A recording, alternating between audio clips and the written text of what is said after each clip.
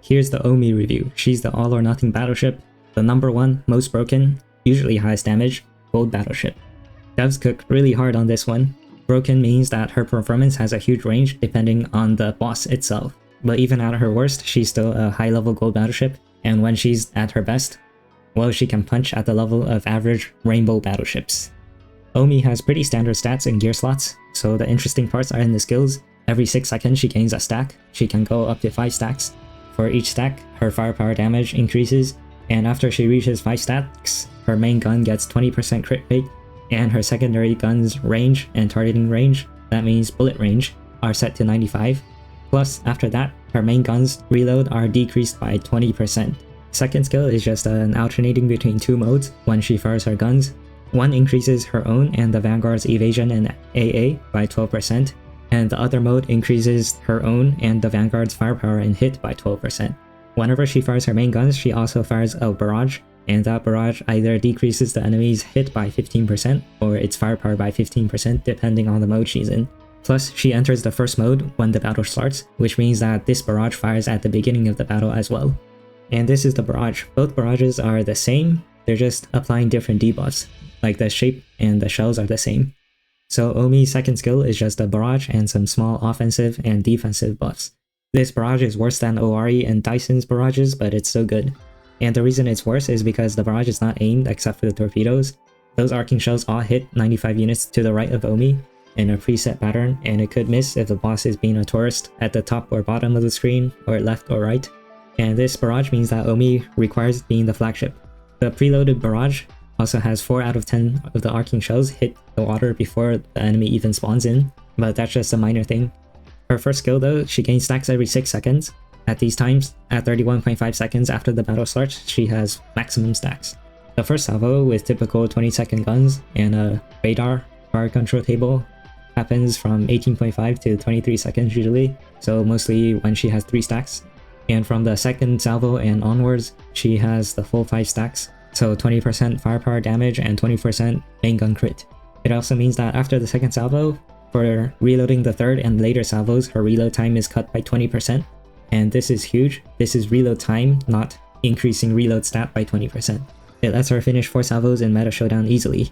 But because she is slow for 2 salvos and then fast for 2 salvos, if you're using multiple battleships, the firing order could change in the middle of the battle, which can be annoying for some fleets, as we know really well from Friedrich. Her first skill is the interesting one. From max stacks until the end of the battle, Oumi's secondary guns have 95 range, and this covers like half of the usual boss movement range, as shown in the video below.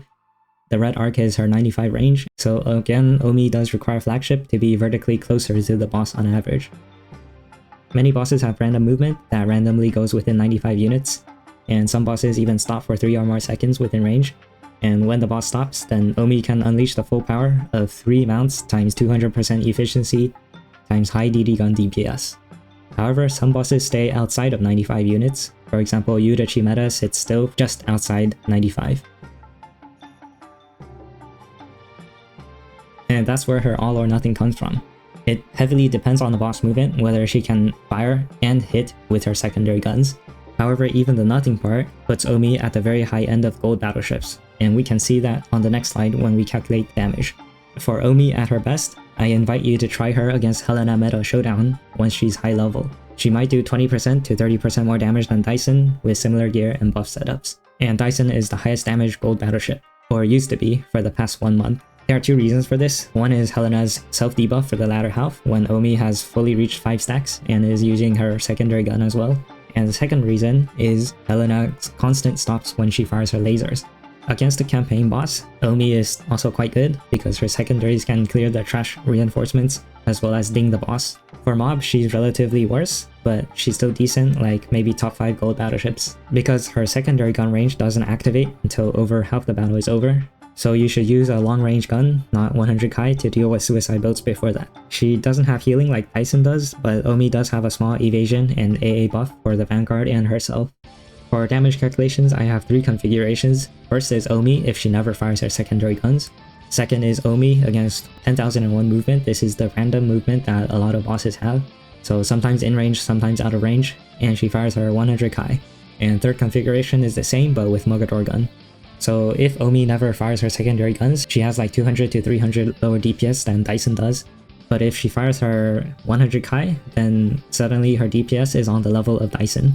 And it's even higher if she fires the Mogador gun.